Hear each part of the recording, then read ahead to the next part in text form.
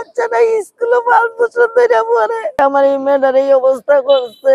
আমি এর বিচার চাই। আমি লজ্জা শরম আমি অনেকে কইমু। তাবা মাইরা দইরা মুখ জাপটি মাইরা ধরছে, দইরাতে কাত থেকে নিয়ে গামছাইদা মুখ বান্ধিয়া তারে দর্শন করা শুরু করছে। ঘটনাটা আমার মেয়ে আমার খুব বলছে, আম্মু আমি মজা খামু।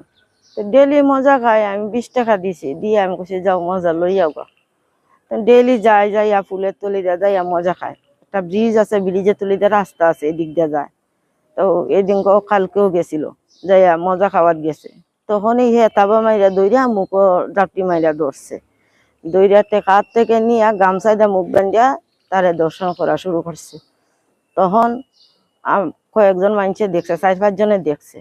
তার চাচা ওইখানে ছিল, আরেকজনে দেখাইছে তার চাচারে, তারপরে তার চাচাও দেখছে। দেখে দৌড়ে যাইতে যাইতে পরে দর্শন হইয়া চলে গেছে। এখন আমি এটার বিচার চাই। আমার অবুঝ বাচ্চা, 9 বছরের বাচ্চা।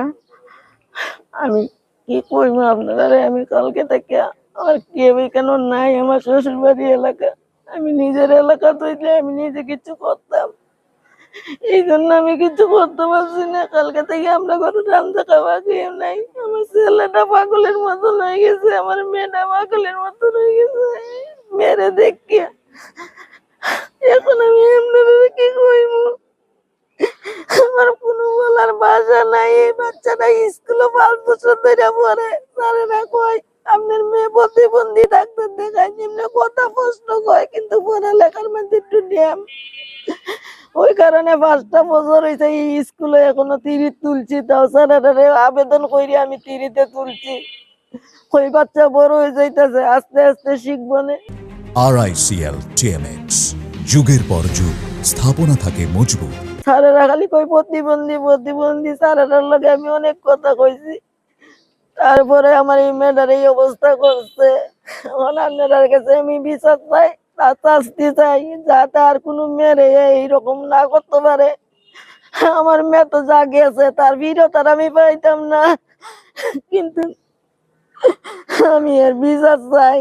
আমার পাশের একটা লোকের সাথে, এর সাথে ডেলি গাঞ্জা খায়, এর নাম বসির নাকি হানু, এর লগে গাঞ্জা খায়। পাশে আরেকটা ক্ষেতের মধ্যে 2 পাশে 2 ক্ষেত বইয়া 2 গাঞ্জা খায়, আলামিনের ক্ষেত বইয়া কয়েকটা গাঞ্জা খায়। আমি বাড়ির থেকে বাইর হই না, আমার মেয়েরা তৈয়া। আমার একটা মেয়ে ভার্সিটিতে পড়ে, আরেকটা ছেলে বানিন্দা স্কুলে পড়ে, সামনে মেট্রিক দিব।